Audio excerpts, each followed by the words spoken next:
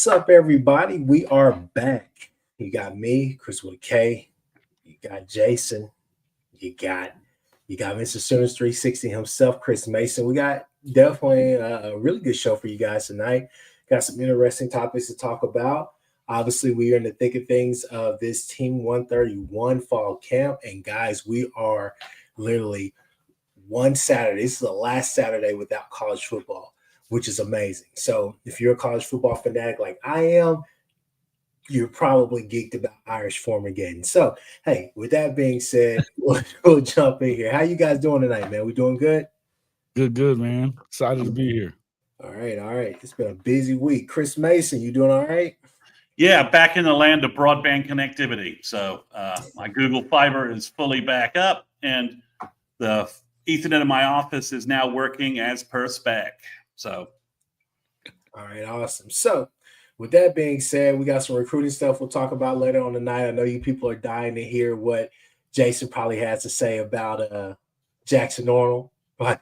You probably have heard a whole bunch of that stuff. So look, we've heard a lot of things through the money line this this week. We've heard a lot of things through the grapevine this week. So a lot of stuff that's happening in Sooner football. Finally, we can kind of focus in and kind of hone in on, hey, these are the last 2 weeks. We got to get to it. So, guys, hey, look, if you watched Oklahoma breakdown this past Wednesday or whenever that dropped or whatnot, great insight as always. It's hard to go against those guys because those guys did it at a very high level for OU. So shout out to Gabe and shout out to Teddy for always being able to give us be our eyes when we can't necessarily be there physically and see what they're seeing. But they always have great stuff. But you gotta start on what Iker was talking about, people. I mean, that old line. I mean, injuries have popped up a little bit. No concussion protocol. I know last week or the past couple of weeks we're telling you, hey, there's a different approach to it. Hell, if you get a cut on your pinky, you're probably going to end up sitting out just as a precaution. But it seems that there is some real heat going on in these battles as far as you're hearing about Howland, you're hearing about Foj, you're hearing about probably running out there with Foj and a Fabechi Nwewu, maybe even at left guard. So, the thing is that it leaves you to be, a little bit awestruck just by the possibilities, just by the competition that we're having and the guys that are stepping up and really setting themselves apart. It leaves you not necessarily worried, but just a little bit confused because I think that we in our minds, we had our starting five, which would have been Sexton and left tackle. You would have had EPL at left guard. You would have had Everett at center. You would have had Nwewu at right guard. You would have had Simmons at right tackle. But right now, it doesn't sound like that. Or maybe it actually is, and we're just feeding into too much of the media. So, Chris Mason, with that being said, I'll start with you since you kind of are one of our resident O-line guys. Like, what is your take on not only what Gabe said, but just what you're hearing as far as camp notes on this offensive line? Well, I think it's relatively clear that Ozida and Howland are knocking the rust off their shoulder surgery outage and are now that they're being force-fed some reps, are getting back to the guys that we were so encouraged about at the end of last year. So you move Howland to right tackle because you've got a couple of guys out at right tackle. You don't need him backing up for Susi while Sexton is out. I think EPL and Ozida are fighting inside. Nwewu, apparently, Nwewu, we all had questions about Nwewu a couple of weeks ago when we had Brady on.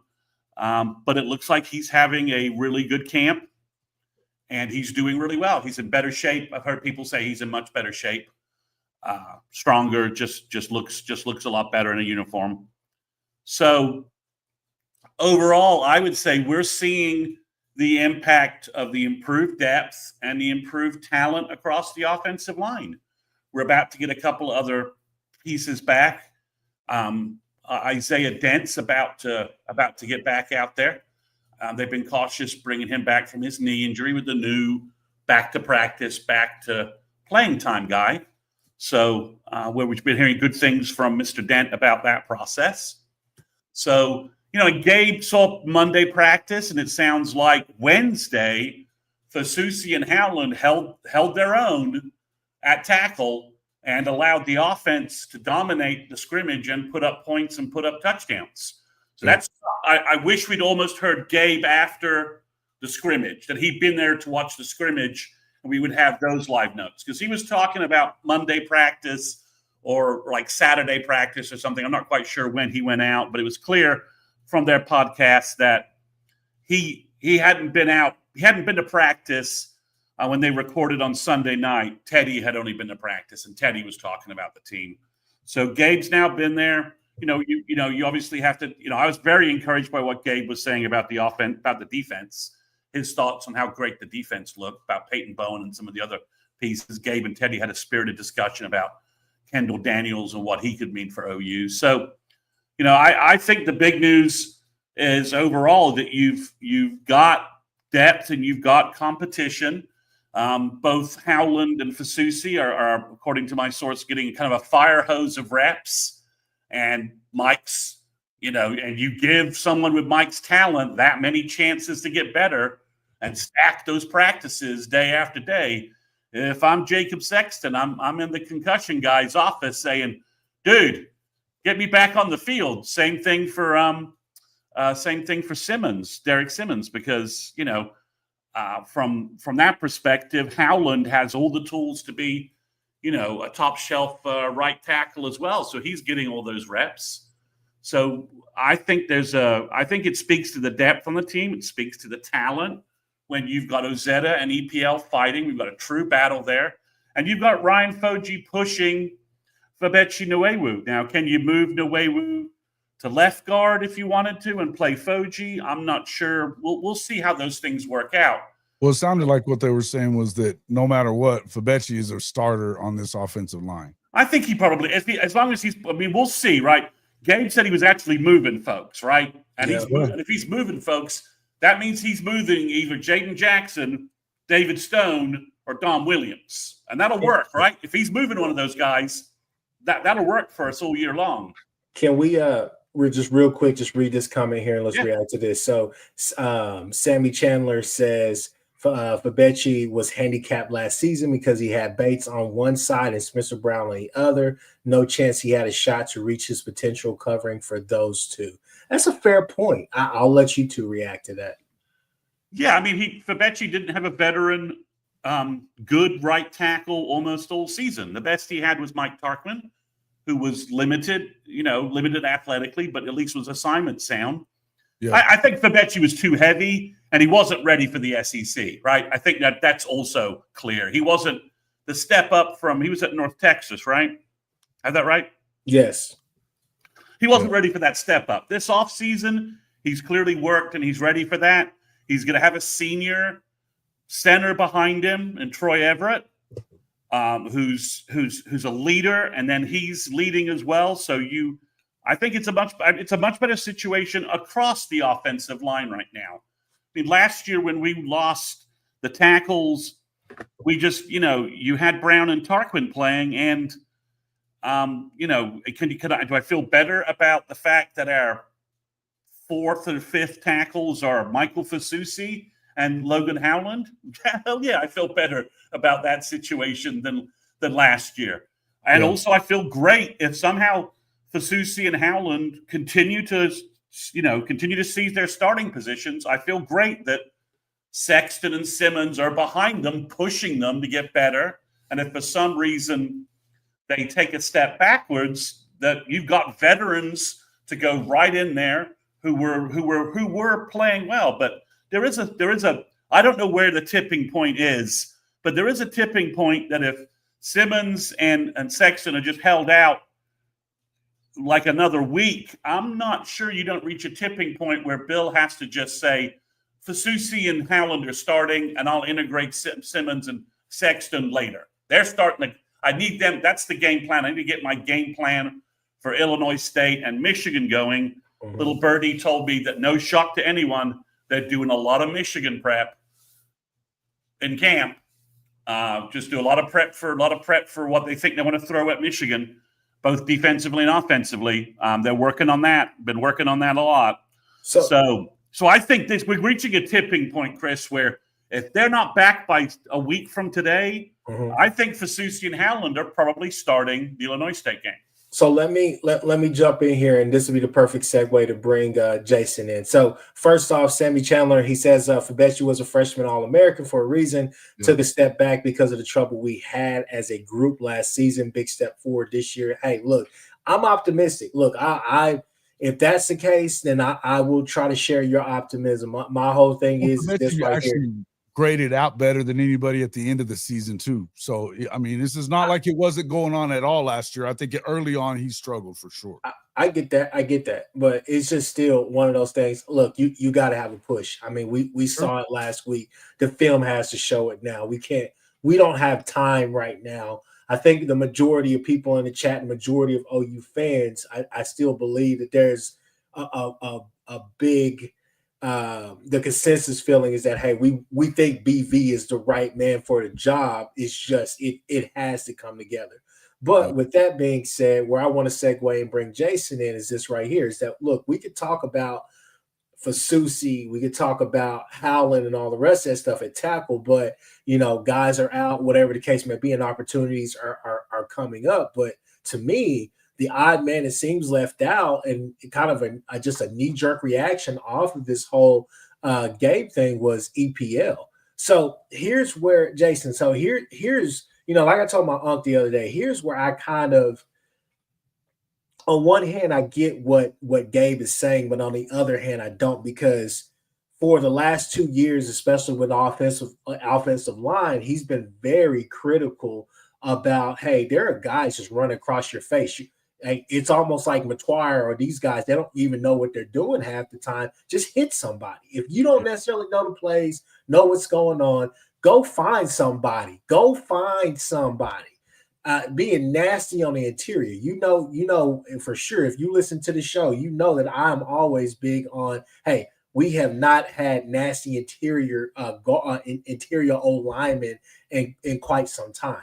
Not enough. So so Gabe is a guy, and a lot of people are, which rightfully so. They know the game. They played it at a high level. I'll give them that. So they are big on technique, but at the same time, what you've been asking for the last year or two is for somebody to bring that physicality, that nastiness back to that interior. So why now are we flirting with the idea, or should we flirt with the idea of starting Foj at right guard and then Nwewu at left guard? I'm under the impression, I'm under the belief, I like EPL there at left guard. That's just me. Jason? Well, if he's ready to go, I think so. I think a lot of people haven't been talking about the fact that, he was a little dinged up at the end through the spring and stuff like that, though, too. It was part of it, I think. So I don't think, when you look at what EPL is, he came late last year. He was a summer guy. He didn't come in for the spring in his first year. So he was probably behind on that. I think that he showed us what he can do as far as nastiness, though, in the time that he was on the field. So I tend to agree with what you're talking about. And I think if it's a difference between him and Heath Ozida, I think you got to put him in. I think as far as Fabechi's concerned, I think that it's, I keep hearing from what I heard from Gabe that meant the most to me was he's the best offensive lineman in the room, period, in the story. He wasn't talking about position. So I think Fabechi is where he's going to be. In short of injury, he's not going anywhere. He's going to play on one side or the other. Do I think EPL's the guy there? I don't know. I think nasty streak notwithstanding, I'm going to go with what Bill Bedenbow thinks. That's just kind of the way I feel about it. And I think that the problem with it, if there is an issue with what we see from Big Bill, is that he wants you to have it down. He doesn't want you making mistakes. He doesn't want you blocking the right guy or not knowing what the hell you're doing. And you need to know what the hell you're doing to be on his offensive line. But I think we've talked a lot about this, about who does it matter who starts and all that kind of stuff on the defensive side of the ball, especially on the D line, because you're going to run them in there. It almost feels to me like you're going to see a lot of guys all the time on the O line as well. I don't know. I don't know what I think as far as, who's where and stuff like that. We're not out there to see it. Those guys. And to be fair, Gabe said that was the first practice that he's seen of the fall. So, I'm not going to go too far with what he's talking about, other than, I do tend to trust what he has to say. The guy's a freaking multi-time All-American at Oklahoma. So, I have a hard time not listening to him. But one of the things that I don't think people are talking about is the tackle as much with the injuries that you've had. You've had guys like Isaiah Dent coming back, and he's starting to look really good. He's in the top 2 on the left side right now. You want to talk about big and nasty and able to move. That guy's big, nasty, and able to move.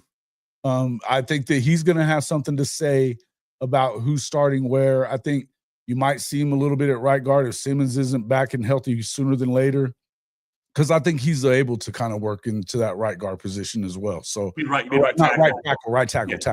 Yeah. But I think that, in the end, I got to tell you guys, the one thing that, yes, we want to see them be better than they were on the O-line last year. I think that it's hard to get a ton of looks to where you're going to really, really think that during the fall camp and certainly, before that, because this defense is that good. And so they're going to push you around a little bit. But if they were dominant in the scrimmage last night, they have to have been very, very good on the line. So if I'm gonna trust anybody on this staff, at any position coaching period, it's gonna be Big Bill. I feel that.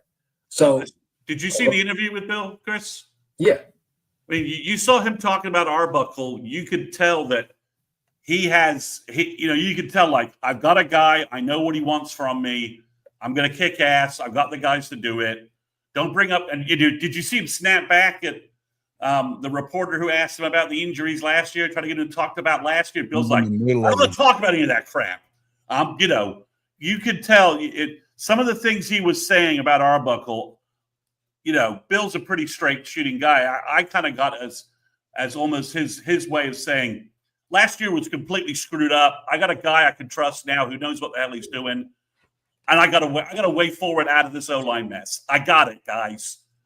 Biggest thing to me, the reason why you could see this type of shift, or you could see some of the things that Gabe was talking about, is simply the fact that Arbuckle, right? Arbuckle, to me, if you go back and watch the tape, Arbuckle wants a pretty athletic offensive line, pretty agile offensive line, guys that can move, not only just because of his counter plays, but just period. And if he had those athletes and all the rest of that stuff, he's just asking you, hey, give us time. We can make something happen down the field. So with that being said, let's pivot back to you, Chris Mason. Got a question for you on the center position. So seems to me that, Michaela is starting to pop up in a lot of conversations. Are you convinced? I think we spoke last week or the week prior to that, and I think you were under the impression that he probably will redshirt, right? So Gabe kind of put this out there, and he's been putting this out there since Michaela committed and signed with OU, right? Because Gabe just basically doesn't think that Everett's long enough, big enough to be a center for OU in the SEC. So that's Gabe's bias. Gabe may be completely right, but I'm having a hard time understanding how Troy Everett is starting every practice, has led the offensive line throughout the offseason, and is the veterans and is your senior veteran for a group that might have a couple of youngsters on it. I'm having a hard time understanding how he isn't the starting center unless on the field something critically goes wrong, right? So I get Gabe. Gabe's always been, Gabe has his biases from playing O-line and being a center, and he played center. And like you said, I get all that, but sometimes sometimes I think Gabe's biases about what O-line play should be kind of override the way things really are. Like, this should be the way things are, and instead of, well, this doesn't, from a leadership cohesion standpoint, I don't see. I'll be surprised if Makula really challenges Everett for the starting spot in the Illinois State game.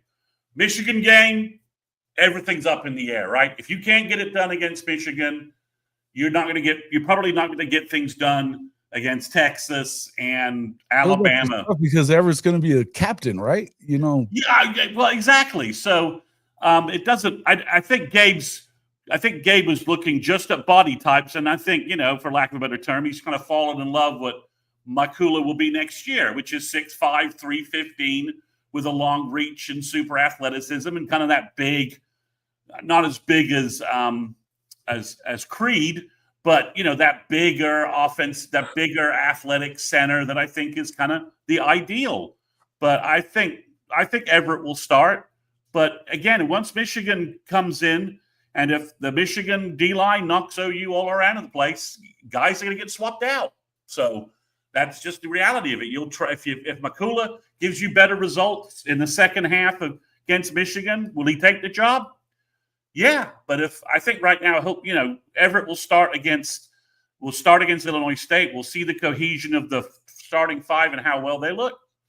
But from that standpoint, I think it's Everett starting at center, and then Weiwu at right guard. It'll be EPL or Azetta at left guard. The tackle positions are really about Simmons and Sexton getting back on the field in an appropriate amount of time that Bill feels like they are prepared to start against Illinois State. And if they're not, then he'll hold them back, and there's no harm giving Fasusi and Howland to start against Illinois State if they're playing well. I mean, well, you probably should be playing them anyway, because you need, and especially if you've got some injury stuff, you don't want to mess with it. Exactly. Concussions. You don't need to rush guys back from concussions.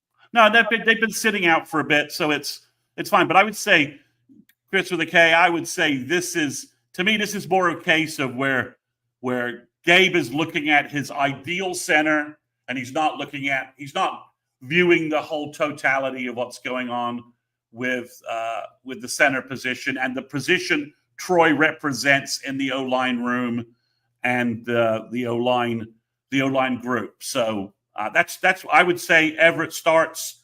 Will we see Makula? Yeah, we'll see Makula, because I'm hoping that we're blitzing these guys, and we're going to see Mikey Hawkins out there with Makula as his center and with a good O-line group behind him. So I think that's where we are. So the horns down. So your question, I would say, based upon hearing that they just dominated the defense with Fasusi and Howland playing tackle, my confidence right now is probably a 4. Got Topher B in here. Topher B says 4. Stan J. Ross says 5. Jimmy Satterfield, shout out to Jimmy. He says 4. Where you at, Jason? 5. Give me 5. All right. I'm a try to. Me. Y'all know I'm a homer. Y'all know I'm a big homer. I'm gonna go a solid 3.54 right now. Just because. Homerish. That's real homerish. Just because, I'm gonna be honest with you, just because there was some sprinkled in, and hey, a lot of younger guys got reps last night, different things last night. So I'm just saying, look, I was convinced that I knew what my offensive line was going to look like, to begin the year, but this is Bill Beatenbow. You never really know. So expect the unexpected. Guys, that was a great conversation. Let's keep it moving to our next topic, which is go ahead and give your projections. Everybody in the chat as well, give your projections for the 2 deep in the DB room, because we're hearing a lot of stuff right now. We don't have to talk about Cheetah. I think Cheetah is gonna be fine. Whether that's Daniels, obviously Dolby healthy. I mean, come on, man, Dolby's that guy. But when right now with Eli Bowen being out, are Are we looking at Guillory? Are we is this Jacoby Johnson?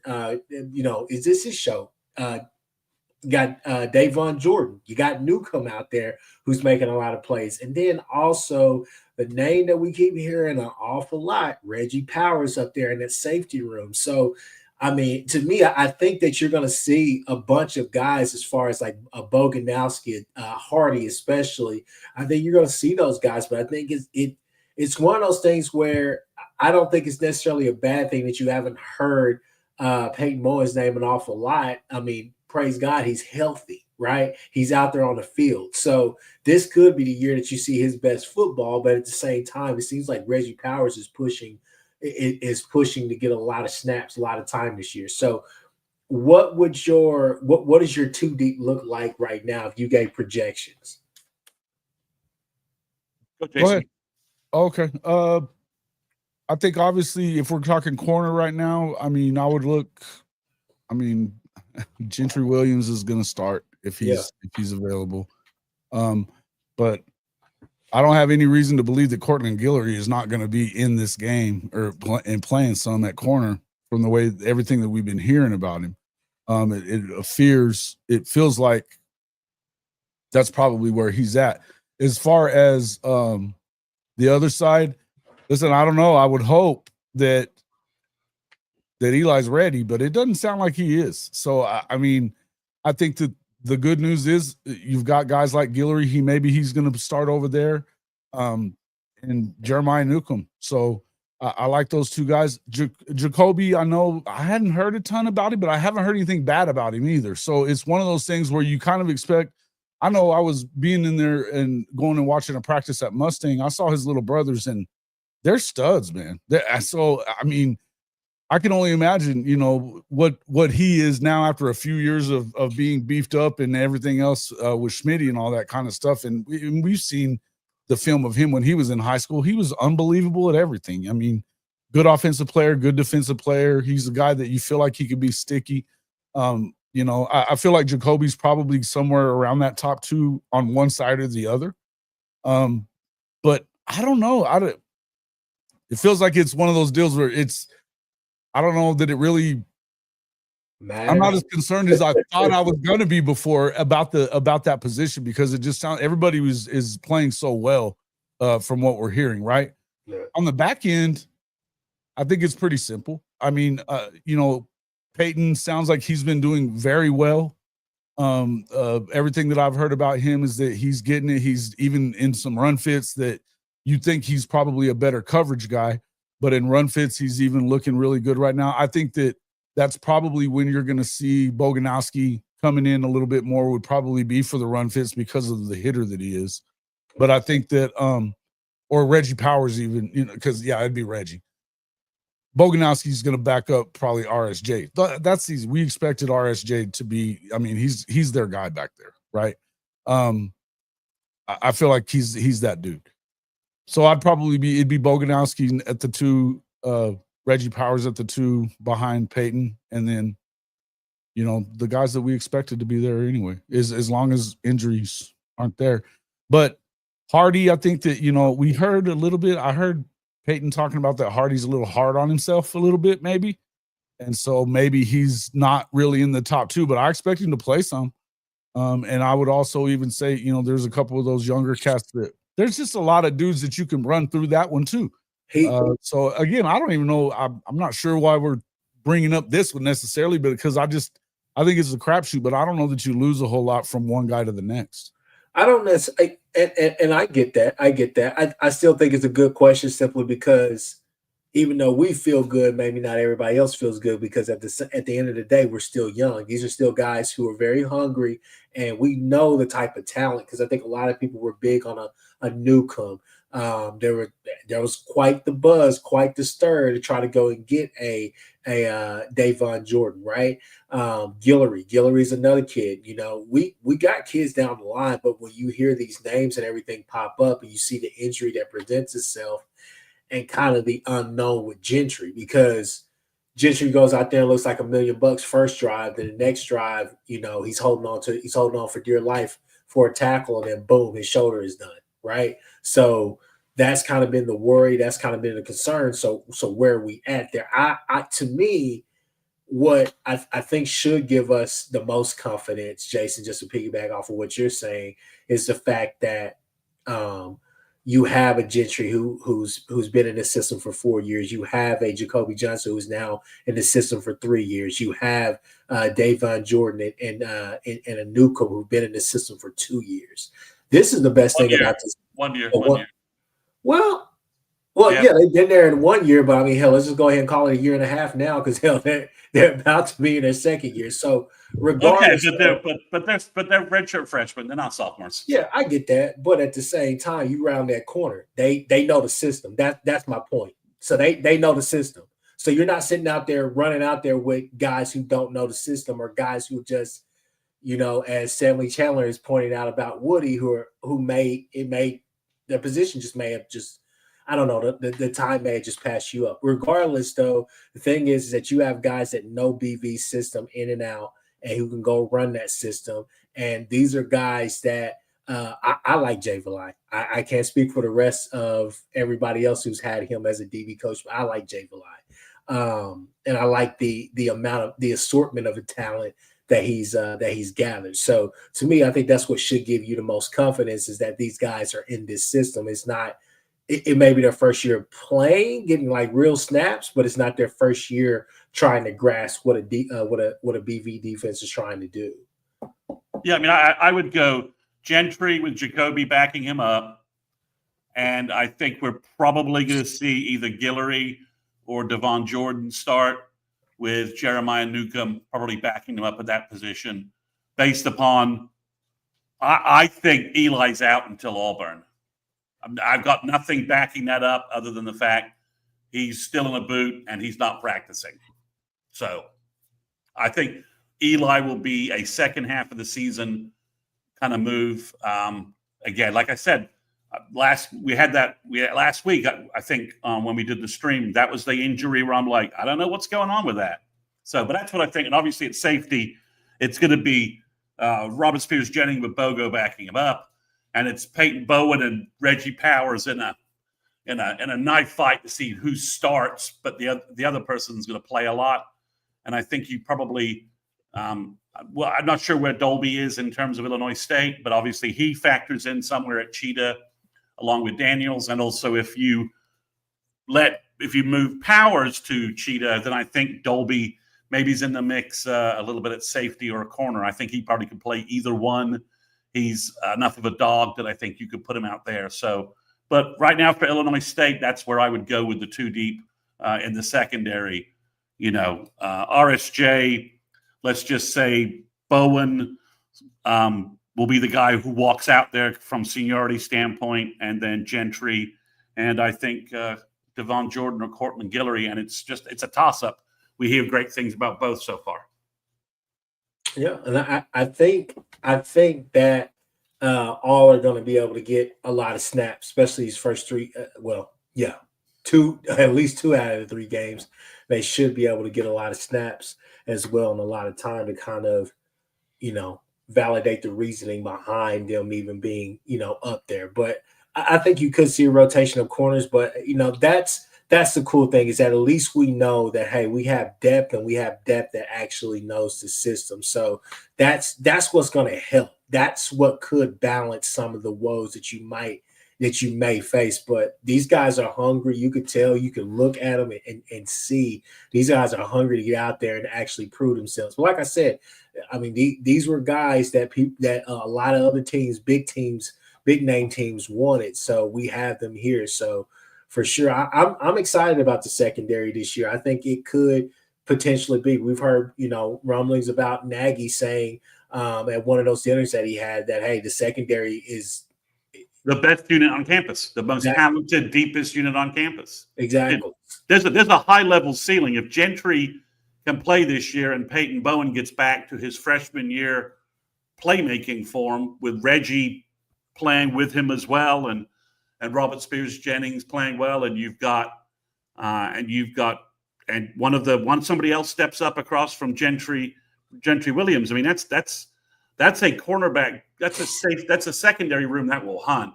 I mean, if Guillory's this good that he can play, and everyone physically says he looks great, and these guys can keep everything going until Eli Bowen can come back and make that room even better. I think Nagy made the right decision not spending money on a cornerback who wouldn't be more than the third team on the depth chart in the transfer portal. Everyone's like, why aren't we adding a cornerback? Well, I think Nagy and his evaluators watching spring ball were like, no, Jay Valai's got the guys. He just needs to coach them up. Go coach them up. I don't need to spend money to fill gaps where we have elite athletes. They just need to be coached up. Right, and that's what you heard from Venables too. That that they were willing to kind of roll the dice with who they had in the room, and they believed in the guys that they had in the room. We talked about this a lot before, and shout out to Makari Vickers, but you saw him and Josiah. Was it Josiah Wagner that they ended up, getting into the portal because they kind of got behind getting injured, a little dinged up or whatever, and they just got behind, the depth chart a little bit. And so that's just kind of what's happening on this defense, where you're getting a bunch of guys that they're all really good. And if you get behind on the depth chart, you're probably not going to catch up simply because of the fact that there's really a lot of talent in the room. And I think that we're seeing that from top to bottom on the defense, right? Yeah, it's like I'll probably repeat this statement. I may have said on the other live stream. I was talking to just an OU buddy of mine, and he said in the past, guys like Bogo, Danny Okoye, Samo would be like unicorns on the OU defense. They wouldn't have anybody that looks that good or looks like that. Now we've got guys that look like that are second and third team. The depth on defense, there's only 3 portal transfers. Dominic Williams, MJJ, and Daniels. And, that's it. The rest of that 2 deep and 3 deep is homegrown. These are Brent's guys. The continuity on defense has been there, right? We know all about the offense basically got flatlined and nuked and paved with last season, right? And Arbuckles had to start from zero with Batir. But on defense, the continuity is there, and the players are there, and the evaluations seem on target. So the defense. I think the cornerback position. You've seen the additional year. You've seen the additional influence of the guys. I think we're ready for, if Gentry stays healthy, they'll figure out one other guy. Yeah, and they always if Bowen comes back midseason, which I think is probably what we're shooting at. And again, I got nothing inside that tells me that. It's just he's in a boot. Anything about him. He's in a boot. He's in a boot. He's not running. He's not doing anything. So I don't know what's going. Remember when you were on with me Saturday night too, and I think the professor said something that made some sense. If it is a high ankle sprain, yeah, he did. He ended up having surgery and stuff on that. If that's the case, and that's what he did, then this time frame would be right around this time frame right now, where he should be getting a little bit better, but he may be still working his way back into it. Yeah. We'll see. Yeah, so that's the only issue. That's the only issue. Is Eli? When can you get Eli Bowen? And of course, if Guillory hits it, or Devin Jordan again. Repeat my favorite segment. Devin Jordan. Don't want to forget about him. Yeah. Tulsa Union cornerbacks in Norman just play. That's all they do. They play and start for 3 years. That is true. But no, I think somebody put that in the comments. So, all right. Well, hey, look, that's where we're at. We talked about the O-line. We talked about a bunch of battles there. Talked about this 2 deep in the DB room. I think the consensus among us is that we feel pretty confident about it. So let's keep this thing rolling. Yeah. So here is the question right here. I'm going to put that in the chat. Ask everybody. Definitely want to see what you guys have to say in the chat. But the question is, what causes Team 131 to fall short of 9 wins? I've seen this question out there a little bit, and I thought it's appropriate for us to ask that question as well. Jason, we'll start with you. What's your thoughts? I mean, aside from like a rash of injuries that similar to what we had last year, I really don't see much. I think that you would have to have some serious gaffes, turnovers or something like that would be maybe part of it. I think that this defense is going to be dominant in a lot of games, though. I just don't, with the number of new quarterbacks that you're going to go up against from week to week, in and out of the SEC, obviously, but in the SEC, it's 6 of 8, and that's assuming that you don't lose anybody to an injury, and we've heard some stuff like that. I think anything short of just a crazy amount of injuries like what we saw a year ago, not much. Or it would have to be bad game planning. I don't know that I'd really think that that's happening. Just poor decisions in certain scenarios, just in-game situational stuff. That'd be the last time that I could do it. The last thing that I could think. I think that everywhere that we're talking about, especially we talk about the receiver room. I think if you lost 6 guys right now, you've got 6 more at this point. You know what I mean? I think that they've done that. They've went out and got those guys that you can believe in, and that you probably have at least 6 guys on reserve that maybe if they're not going to be a starter to start off with, they're still going to be serviceable if they get in. And I think a lot of that has to do with the fact that you had some guys that had to grow up fast, right? They had to grow up fast and get in there and start playing. I was asking Boganowski the other day if he'd heard anything about Ivan Carrion, because I haven't heard anything. We're talking about a 6'7" target that don't drop footballs. Well, he had a big scrimmage. Well, there we go. That's what I'm saying. OU. That was on Monday that we said that. I was asking about that on Monday. I was like, have you heard anything? Because I haven't. Yeah, big enough that OU football put the highlight out on their social media account. Yeah, but I'm just saying that was before that. Yeah. You're right. That's what we're talking about. So, I know that Bevo's bodyguard thinks that OU sucks at everything, but that's okay. We're going to see what Texas is about coming up shortly. And I just feel like they're loaded pretty much everywhere. This defense is going to do what it's supposed to do.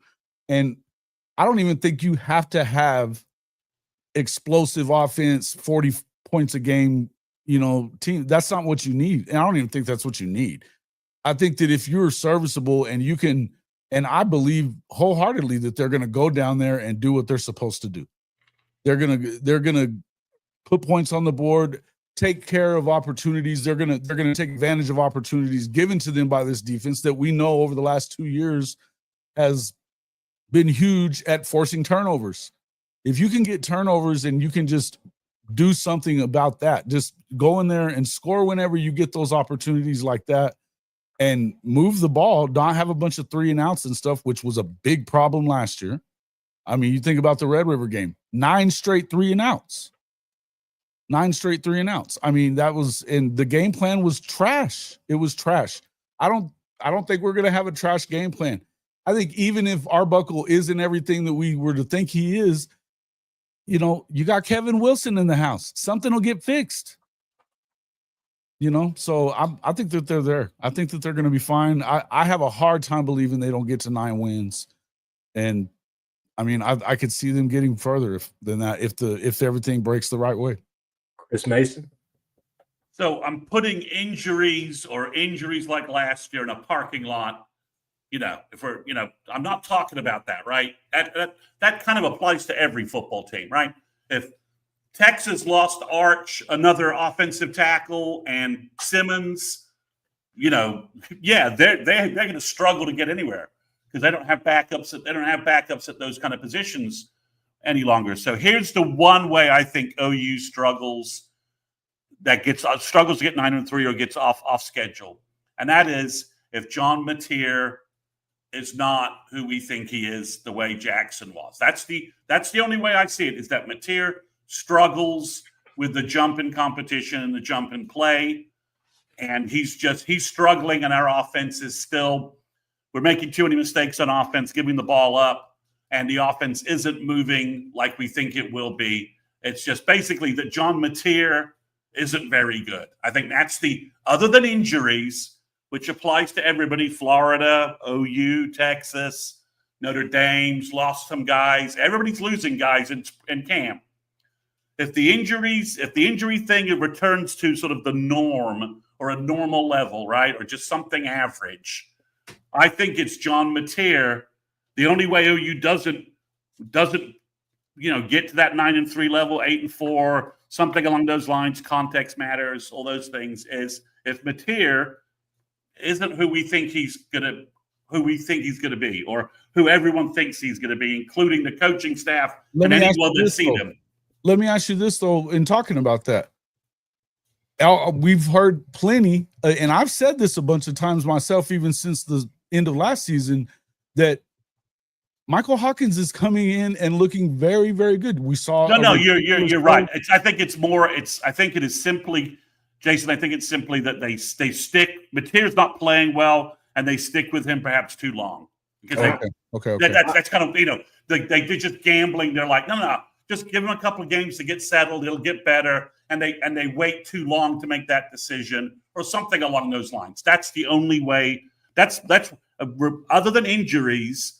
That's what I see, because I don't think, as you said, Arbuckle's going to have better game plans than the nonsense we had last year. Yeah. And we've had a whole year of development that on offense. That's not last year. We just never had nothing developed. The coaches knew nothing about what was going on. But Chris Mason. This is where I got to stop you, okay?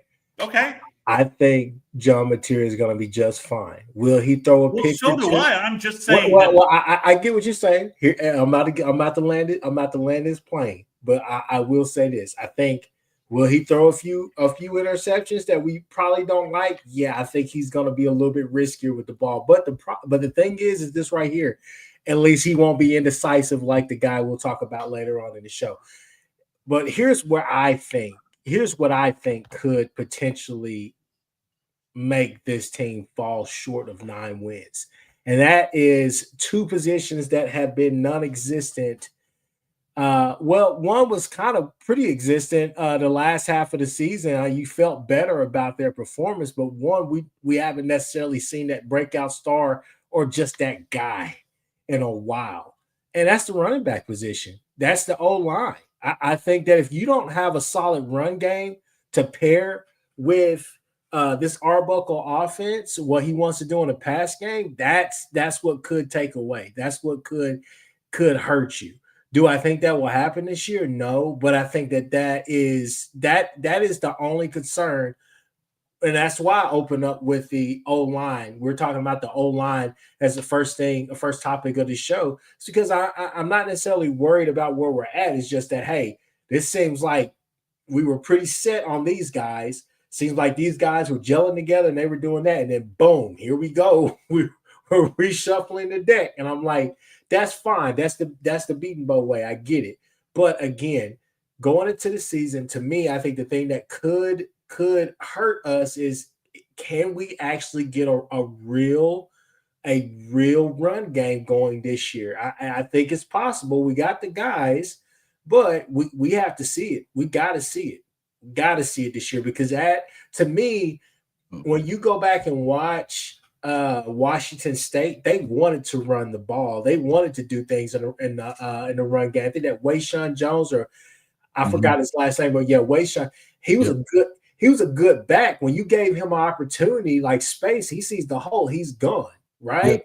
Yep. But they just didn't have a very good line, though. They didn't have a very good offensive line, and they didn't have a ton of skill guys. I mean, Kyle, what's his name, was their guy. Kyle Williams, the Meredith kid, they had a couple of kids. I think there's some injuries that happened as well on that wide receiver core, but Mateer was really their run game.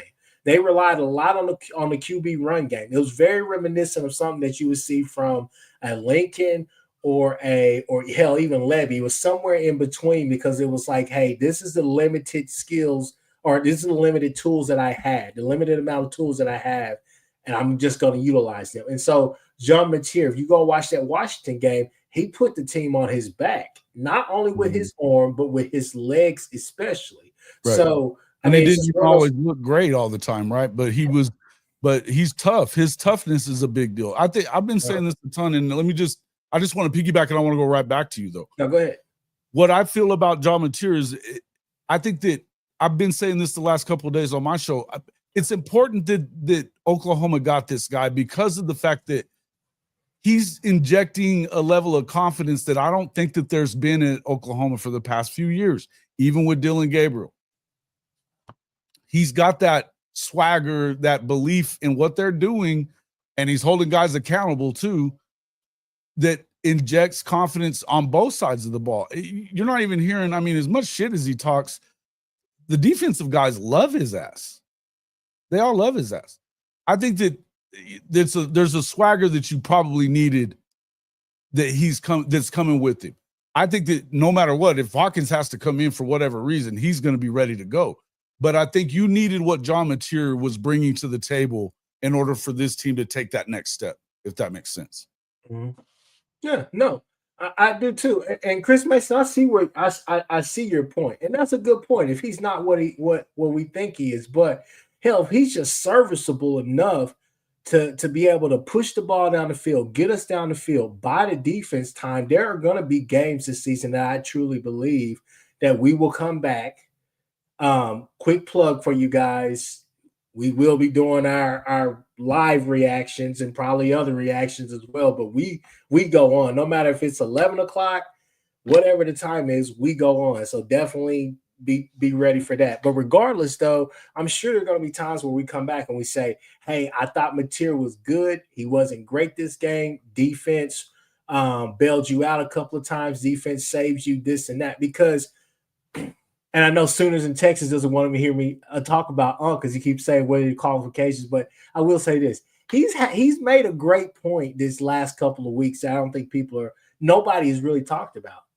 We won 6 games last year. Yes, we won 6 games last year. Texas fan, Bevo's bodyguard, laugh at it, do what you want to do. You won 6 games last year with a shitty offensive line, no run game, right? Quarterback who was just indecisive, hesitant, all the rest of the stuff, all those injuries, your roster, especially the offensive side, things changed defensively when Dolby went out. You just really couldn't recover from all that. But you won 6 games and you played in a bunch of other games, Missouri, and a bunch of other games where you're just like, and we probably win that game if we're healthy. We probably win that game if our quarterback doesn't fumble, in the red zone. We probably win that game if Jackson Arnold just like pitches it to Javonte Barnes a couple of times opposed to trying to keep it himself. We probably win this. I mean, we were in a whole bunch of tight games, so I think Sooner fans have to feel good about that simply because you were like, hey. We won 6 games last year, and there were at least 2 or 3 games where you're like, we're probably sitting here 8-4, 9-3, not feeling anywhere better about ourselves if we just have a couple of plays go our way. That's just my opinion. Isn't it crazy how many of these Texas fans in here scared shitless of John Mateer right now? Scared shitless of John Mateer right now. My point, Kickers, is that like. It's not that John Mateer, he'd have to be like worse than serviceable.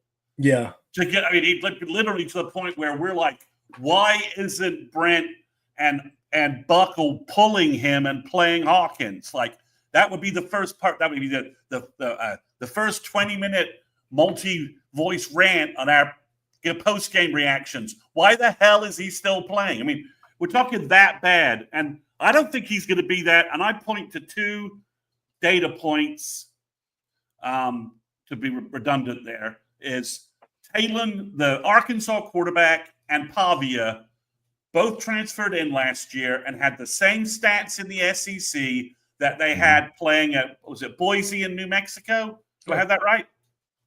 So, everyone's like, well, Mateer's coming from a Mountain West schedule. Well, Pavia did that at the Mountain West at New Mexico, and he beat Alabama last year at Vandy. So I think Mateer is, Josh Pate, thinks he can win the Heisman. I'll tell you this, if Mateer is in New York, OU is like no worse than 10-2. Yeah. That's my hot take. All right. We've been on here an hour. I think it's time. Let's go ahead. Let's end the show with some fun topics. Jason, what do you have for us? Well, we gotta do recruiting after that. We gotta do recruiting after that. Okay, we were just talking about Jackson Arnold and the fact that he wouldn't throw the ball. He was scared shitless to get rid of the ball. As you can see, that's a problem that hasn't gone away. 1 Mississippi, 2 Mississippi, 3 Mississippi, 4 Mississippi. Screaming at him too. He was. That doesn't help either. No, because that just wears him out worse. I feel like I don't want to root against JA. I hope JA is successful. I hope we beat the hell out of them that fourth game. But I don't think JA is going to be there, successful, bro. man. I don't think JA is going to be there. I don't know. Like, did Seth Luttrell ruin him, or was this just a thing where, to me, the right move has always been go to Mississippi State, and he would have been the starter at some point. Whether he started that season or not, I don't think Blake Shapen would have been starting over him for that long. He was handpicked by Levy. He's Levy's guy. I just don't understand why you didn't go down there and go ahead and just get it on with Levy and see what you could do. Well, I think maybe that's, I don't know, man. I know that we've now heard that he was kind of like this a little bit in high school too. Once they got up against somebody that was as good as they were, the year that they played in the championship game against, was it Westlake? I think it was, and they ate his ass alive. And then same thing whenever he went up against Jonte Cook. So who was Jonte Cook went to? Washington. Semifinal. DeSoto? Is that DeSoto? DeSoto, yeah. I think it was DeSoto. Yeah, and he didn't want to throw it there either. They got ass whipped. You know what I mean? They just got their ass whipped. So I don't know. It feels like he's been one of those quarterbacks that's been coddled his entirety of his young playing career, and I just don't know that he knows how to handle this pressure and anything else that comes with it, because I don't know. It just doesn't seem like. It seems like there's something really under the surface there with the kid, and I hate it for him. I think it sucks for him, and I think obviously it sucks for Auburn, which makes me happy. But I really, you look back and yeah, we were talking. I mean, listen, on my show, damn good and well that I said they should have kept Dylan Gabriel around for another year. I don't know that they're 1,000 times better, but I think that in the end, Jackson certainly wasn't ready, and it doesn't look like he's ready now. It looks like he's going to lose the job to another freshman. I look, here's the thing is that I remember talking to Ty. Shout out to Ty, Round Table Sports. Go check his channel out for sure if you already have it. But Ty talked about it. He said, man, that he said, I asked him, I said, hey, why isn't a kid like the Davis kid up there in Michigan? Everybody's talking about Bryce Underwood, but why isn't the Davis kid getting that he came out just as hyped? Everybody was excited about him, but it doesn't look like he's going to start. I said Jackson Arnold. Why is he struggling so much? Then we started looking around the country, and he said, Chris, he said, man, a lot of these kids are just one read. They're one read quarterbacks. He said in high school, yes, they are really good. Yes, they have all the intangibles to be able to throw very far, to be able to make it look effortless out there. They're mobile. They're all these different things, but they're one read and go quarterbacks. They look it off. If that option is not there, then they're taking off. They're not sitting there really trying to study and read the defense. They're not trying to go through their progressions. And I mean, he kind of the way that he explained it during that phone call very vividly. I mean, to me, it's very evident right now. It's very apparent. He's definitely in struggle mode. Yeah. So he should have chosen a Baylor offense guy, someone from that tree, whether it was going back to Levy or finding somewhere else, or go to USF or somewhere where there's a Baylor guy. Less defenses coming at your ass like they are going to be, whatever. Yeah. Yeah, and just reestablish his confidence in a scheme he knows. I think the Baylor scheme is, I think it's tough, and I think it's tough when you don't have the track athletes that Baylor, was putting out there. I think Tennessee saw that a little bit last year at times, and I think Brent's got that defense. I think Brent's got that offense down. overall based upon what we saw last year. So, yeah, I think obviously the confidence meltdown last year hasn't helped, right? And no quarterback coach situation OU found itself in last year was obviously a disaster. And I'm so happy Jim Nagy's now at GM, because I could just see Jim Nagy trying to tell Jim Nagy he's not going to have a quarterback coach. I think Jim Nagy would be like, "Excuse me? Okay, I'll have a guy here tomorrow. I have an NFL guy here tomorrow." But I think that's all screwed up, Jackson. But he's made bad decisions. Going to Auburn was a terrible decision with that scheme. Yeah, and it feels like it. I don't know. Maybe Hugh doesn't have it anymore in quarterback selection or something, because Peyton Thorne didn't. I mean, I think he was better than what people give him credit for, and I don't think it was working out with scheme there either. But something's up with it. It just, I don't see that they're doing all that much. You know what I mean? I just don't see that. Well, Seawall. I was the issue that I have with everything that you guys are saying is simply this. If you listen to the national narrative, which I tend to really agree with, it's kind of hard to screw up that job as a quarterback simply because of all those weapons that you have. That's the crazy part. Yeah, Cam Coleman, the Singleton kid, they got another couple of kids that they're excited about at that wide receiver position. The best wide receiver room in the country, probably. Yeah, they're going to have a solid run game as well. I think the other kid that they had last year went to the league, but still they're going to have a solid run game. No, they'll miss the Hunter kid. Yeah. They will. So, but even with that, I mean, they're so talented on offense that it's almost hard to screw up. But it's just one of those things where they kind of like an OU, they've been trending here, there, up there, and then it's kind of just going. It's very even keel right now as far as. It's kind of weird like that with their recruiting too, right? Because they were in the 70s and now they're kind of trending with some guys, but I don't know, man. It feels to me like, because that Aranda's going to send the house at that kid. If he makes it to Baylor as the starter, he may not make it out of that game. I don't see him making it to week 4 playing Oklahoma as the starter. Aranda is going to do the same thing that we're going to do against the Michigan kid. He's going to disguise the hell out of a whole bunch of stuff, bait him into some stuff. I think that the interesting part is just to see what does that RPO game look like? Is he decisive this year? Has he improved in that? Because that will, he's comfortable running the RPO. It's just sometimes he likes to, take it himself.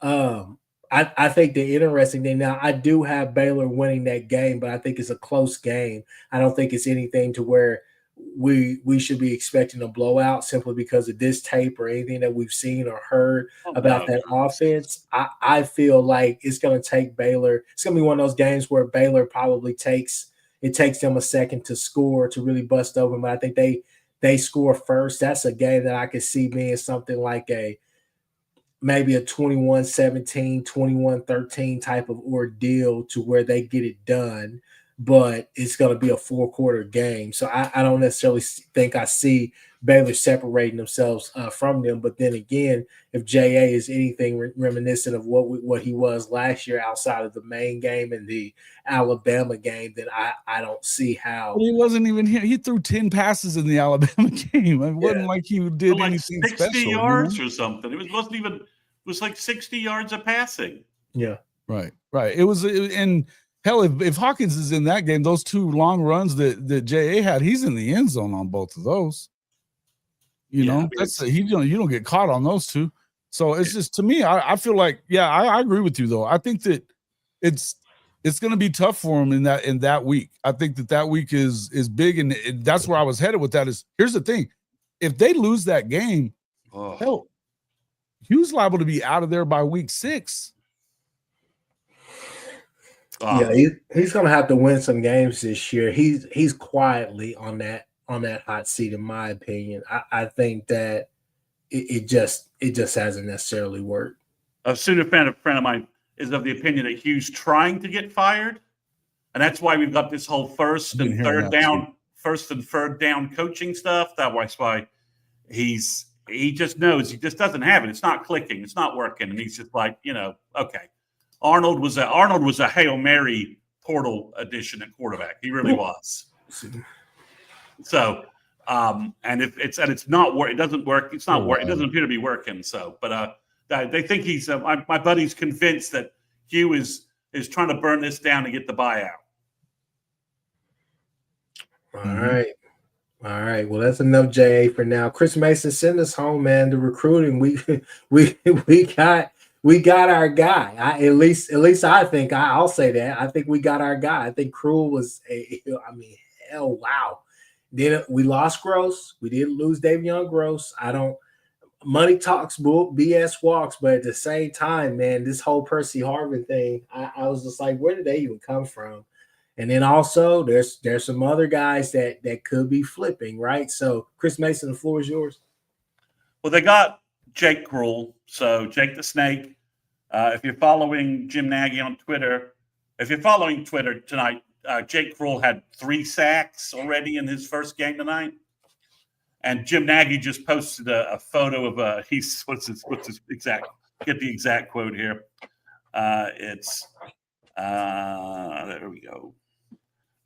That's a big snake, and it's an image of some guy wrestling a giant python. So it's pretty funny. So I mean, Jake Krul is basically, he's 6'2", 6'3". He's going to be 245, something like that. And he's basically going to attack the quarterback, and he's going to be a pass rushing specialist for OU. He also plays the run. He's got quick moves off the line. He's got pass rush combo stuff. He redshirts, and I don't think he redshirts. Sorry, I think he enrolls early, and he's in the 2-3 deep at defensive end, and he's part of the mix in there. And then when you add him to the other 2 guys that OU got, who are bigger, longer athletes but need more time to bake and develop, Krul gives you, Krul's ceiling may not be the highest, but his floor is like way high. Like, what you're going to get out of him.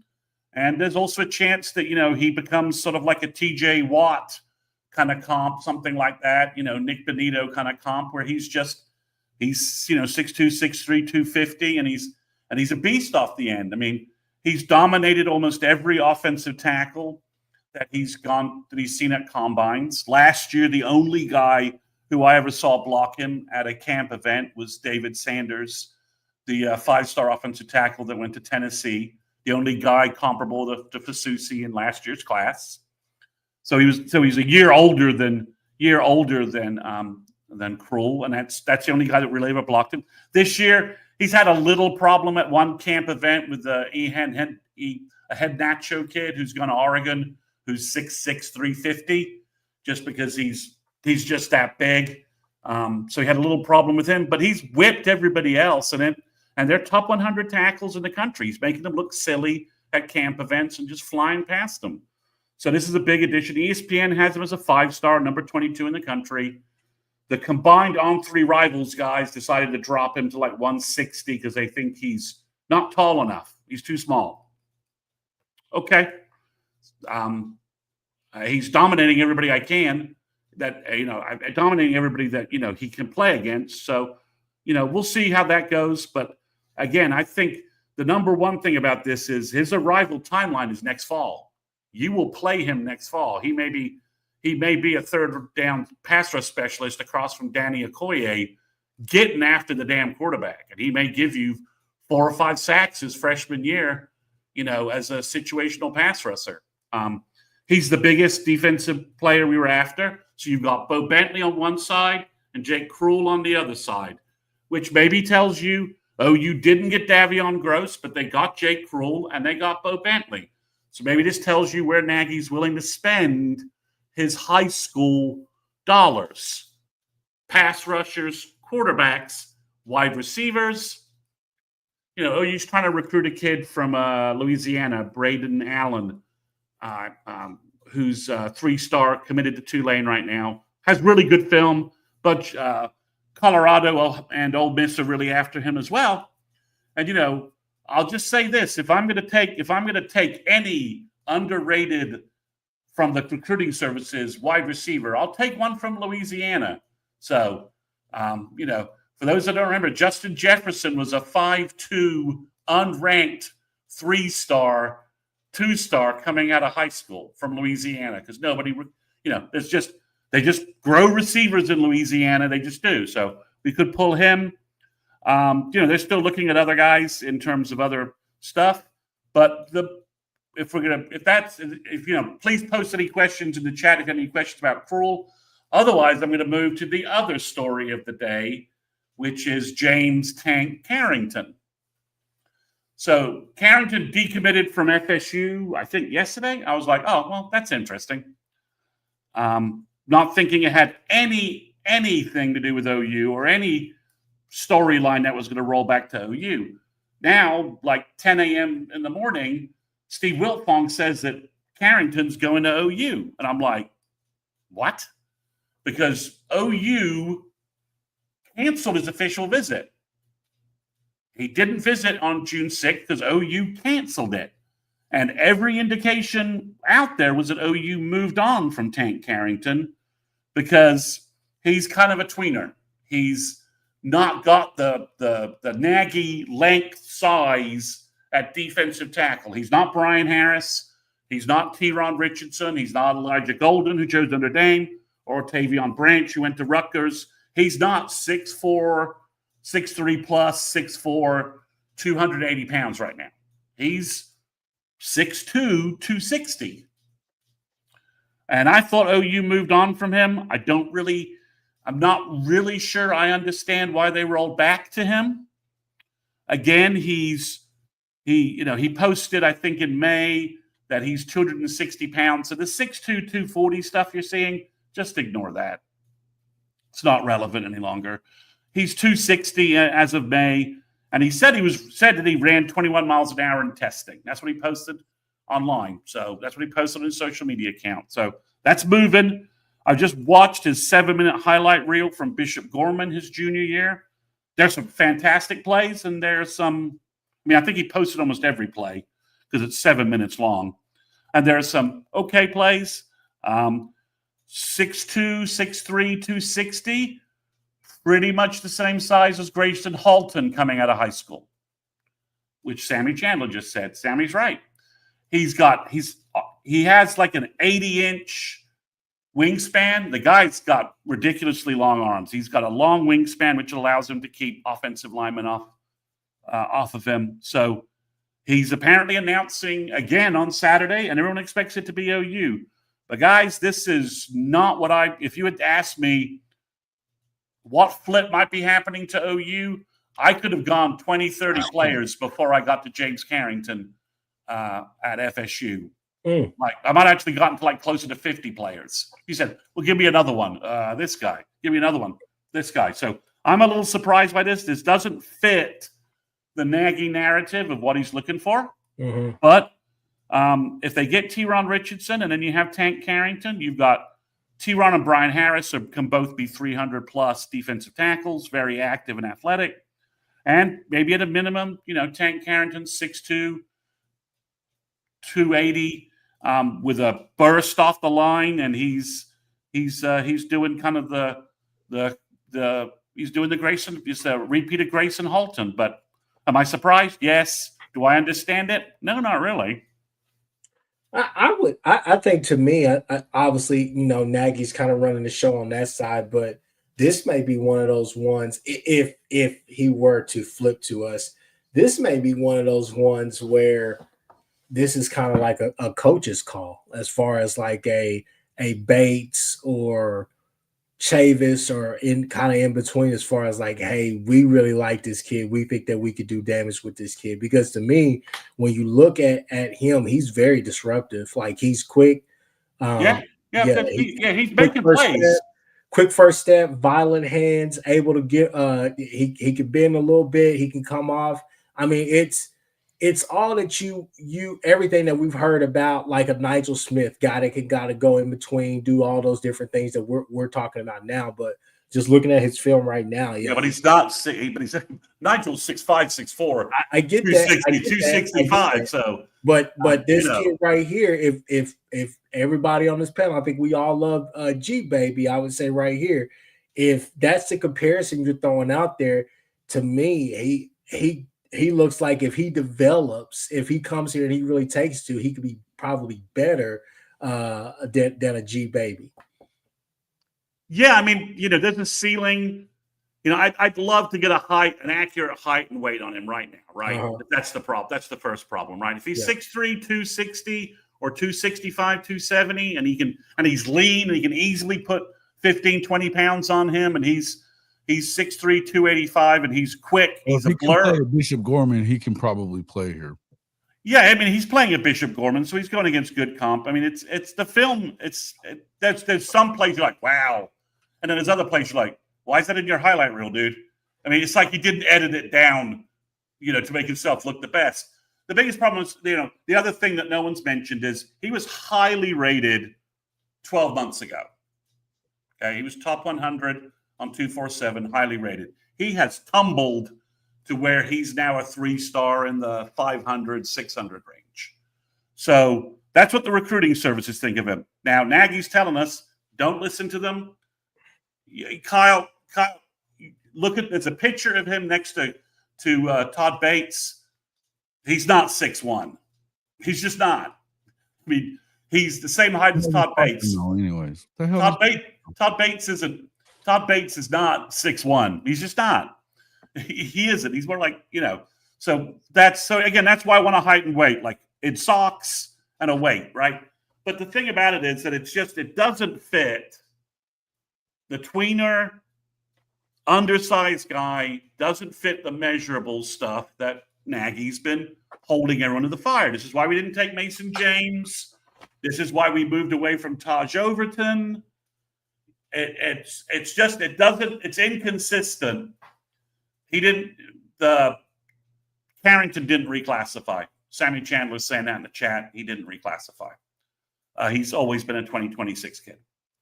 So that's my only point. It doesn't mean that he can't be a good player. Doesn't mean that he can't turn into some old SEC guy if he's at 6'2", 290 and just muscled up, twitchy, and making plays in the backfield left and right. It just doesn't fit what we've been seeing the last 4 months. That's all. It just doesn't fit what's been going on. The Nelson kid from Arkansas, he's like 6'5". Daniel Norman, 6'4", 6'5". No problem, Sammy. There's been a lot of reclassifications from 27 to 26, but Carrington's just not one of them. He just doesn't fit what we've been talking to. He just doesn't fit the mold, the measurables test that we've been told is valid, right? Right. But also, I think that, and he said this a bunch too, is that he wants these coaches to be able to say they want this guy or that guy. And if you've got Todd Bates getting in your ear telling you that this guy's worthy of being here, you should listen to Todd Bates. Yeah, but pre-Nagy, Jason, it also looked like OU was backing off him.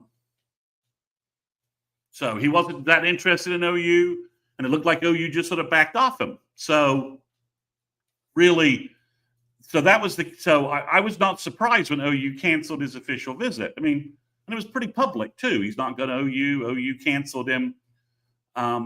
Maybe they've come back to look at his film, and they've met in the war room, and the Nagy guys have looked at his film and come back to him and said, hey, what about this Tank Carrington guy that we moved on from? And Bates he was kind of disinterested in us, and we had other guys that we were looking at, so I canceled his visit. And they're like, well, I think we should give him a call because, or he's called us. I think his dad is an NFL guy. I may have that wrong. So maybe there's a connection there. Someone he knows calls Nagy and said, I don't really want to go to FSU. Is the OU door still open? And OU redid their evaluation of it. So I don't know, but he doesn't fit the measurables model that Nagy has been, for the most part, strictly adhering to. So we'll see how it all shakes out. Again, I'm super high on Brian Harris. I think Teron Richardson has a massive ceiling. The floor is low. Carrington, we'll see how it all shakes out. But it's certainly an interesting story in August. I had not anticipated. I mean, they're working on flipping the Jacob Curry kid, the linebacker from Miami. I think Orlando, Miami, that is committed to Northwestern. Now that OU's wants him, guess what Miami wants? They want to get involved and watch every other SEC team get involved, because the kid on film is not this low 3-star. He's flying around, hitting folks. He's got a sub 4.5 speed, 37-inch vertical. Kid is an athlete, long wingspan. So that's another piece of recruiting news. Looks like Jacob Curry will be on campus for Michigan. Braden Allen should be on campus for either Illinois State, Michigan, or maybe Michigan as well. Maybe he'll wait until Auburn for an official visit. It's hard to know, but there's stuff happening there. We'll see some. I think the next shoe that needs to drop is offensive line. We need more than 2 offensive linemen. So we'll see what happens there. But the Michigan game, last recruiting thought, the Michigan game is going to be stacked with kids for 27 and 28. And all those in-state kids that OU offered, I don't know why they wouldn't be at the Michigan game if they're interested in OU at all, right? Free ticket, Saturday night, Labor Day weekend. What the hell else are you doing? Might as well go see OU play Michigan, get wined and dined by the Sooners unofficially, as much as they can do, and go see a great college football game with a great environment. So I think you'll see the visit list for Michigan, which is already very good, just bumped up to another level with Dallas area kids and in-state kids. So, if OU can, this pains me to say this is the biggest out-of-conference home game that's shaping up since Ohio State in 2016. That game was loaded with recruits. And, of course, we got our teeth kicked in because Mike Stoops thought it made sense to cover JT Barrett with a slow linebacker. And Baker had a terrible day, and we had an offensive line injury and a couple other things. But I also – Did you see what Sammy Chandler was asking you? What did he say? He's asking about flipping KJ Ford. Is that possible? I guess, but why do you need KJ Ford with the 3 other defensive ends you have when you need a safety in the class and you need 2 more offensive linemen? I mean, if you could do it and you're just in the and Nagy's just in the talent acquisition mode for the rest of the class, right? Like, I've got the pieces I need. I'm just going to get the best kids I can flip. After he adds a couple of pieces, and then he's just like, I'm in flip mode. I'm just snagging the best kids I can with the money I got left in NIL.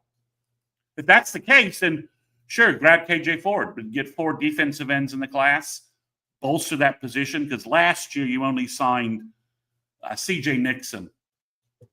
I think he will try hard and he'll do everything he can, but I just don't think Alex Shield Knight is an SEC defensive end. I don't see, when you look at that room and the bodies in that room, he doesn't add up. So if you want to add an additional defensive end, that could work. KJ Ford and Krul could both be 2 guys who enroll early and get into your 2-3 deep at defensive end. So you start building up the bodies to replace after, Okoye and PJ and Wineleaf. That makes sense to me. Hijo DeSimp. Yeah, Nico's a safety in name only. He's a cheetah. He's not a strong safety. He's not a free safety. Bishop, yeah, we kind of need some receivers and we kind of don't. So I'd be fine with a 2-player wide receiver class. If they can flip at somebody else to go with Odom. Unless you're going to get somebody that's going to make an immediate impact. Yeah. So I guess, I think there's a couple of guys who will obviously hit the portal. I'm not going to name names, but we can all surmise who a couple of those names probably will be. If you can get, and again, nothing says you can't flip Davion Gross after your good start, right?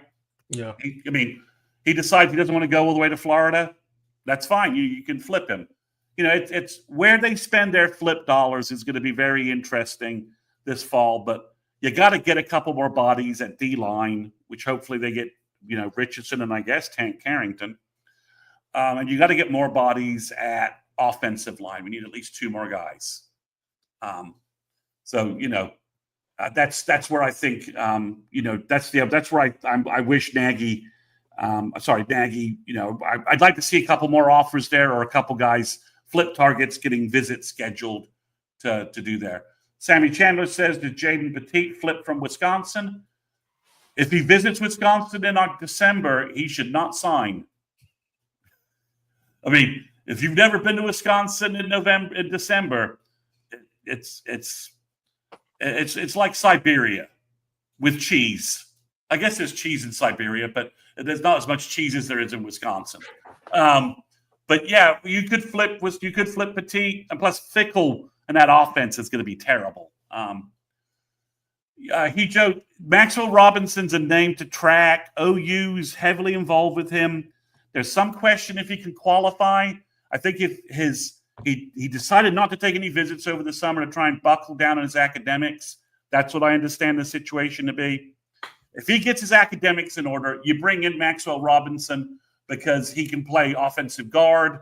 He can also play right tackle, and he'll be 6'4", 310, 15 pounds easily. And he's got a lean frame. He's athletic. I'd take Maxwell Robinson if his academics are in shape. No point signing someone who can't get in. And an offensive line, I'm not sure I want to sign anybody who can't enroll early, who can't get that extra jump on their development cycle. I mean, you look at Fasusi and Foje, they enrolled early and they're hitting it.